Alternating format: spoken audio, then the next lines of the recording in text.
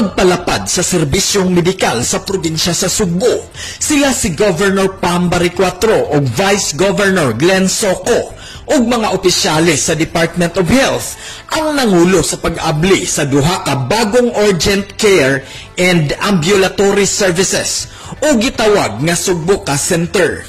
Ang Sugbo Ka Center mao ang dugang pasilidad nga kadangpan sa katawhan kay kini nga mga pasilidad moatiman sa mga pasyente. Unang giablihan ang Sugbo Kas Capitol nga nahimutang sa Clavanos Street, Capitol Site. Kini nga pasilidad usa ka ambulatory and surgical center. Gisunod pag-abli ang Sugbo Kas Sudlon nga nahimutang sa Government Center sa Barangay Lahuk.